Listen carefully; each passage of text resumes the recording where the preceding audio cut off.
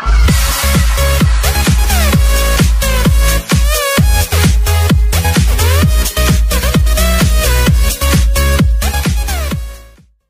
సినిమాలో అన్నేసి హంగులు. Pawan Kalyan latest movie Trivikram Srinivas దర్శకత్వంలో రూపొందుతుండగా ఇప్పటికే షూటింగ్ శరవేగంగా జరుగుతున్న సంగతి తెలిసిందే. ఈ మూవీ షూటింగ్ మొదలైనప్పటి నుంచి PSPK 25 అంటూ అభిమానులు హంగామా చేస్తూనే ఉన్నారు. 2019 ఎన్నికల్లోపు పవన్కు ఇది ఆఖరి చిత్రం అనే ప్రచారం కూడా బాగానే జరుగుతుంది. దీంతో నిర్మాత S. రాధాకృష్ణ ముందుగా అనుకున్న బడ్జెట్ కంటే భారీగా వెచ్చించేటట్లు తెలుస్తుంది. అసలు ఈ మూవీ షూటింగ్ ప్రారంభమైనదే ఓ ఇంటి సెట్లో అని గుర్తు చేసుకోవాలి. ఈ సెట్ నిర్మాణం కోసం 4.5 కోట్ల రూపాయలు వెచ్చించినట్లు మొదట ప్రచారం జరిగింది. దీంతో పాటు మరికొన్ని సెట్స్ కోసం కోట్ల కొద్ది సొమ్ములో కురిపించేస్తున్నారట.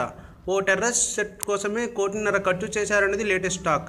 దుబాయ్లో కనిపించే బహుళ అంతస్తుల భవనం టెర్రస్ మాదిరిగా ఈ సెట్ ఉంటుందట.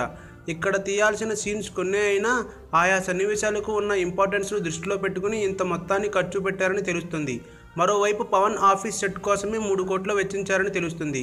మరోవైపు పవర్ స్టార్ సినిమాలో గ్రాఫిక్స్ను విస్తృతంగా ఉపయోగించనున్నారని అంటున్నారు. సూర్య మూవీ 24 కోసం వర్క్ చేసిన గ్రాఫిక్స్ టీం పవన్ త్రివిక్రమ్ సినిమాకి పనిచేయనున్నారు. బాహుబలి సినిమాలో కనిపించే స్థాయిలో గ్రాఫిక్స్ వర్క్ ఉండేలా జాగ్రత్తలు చూసుకుంటున్నారట.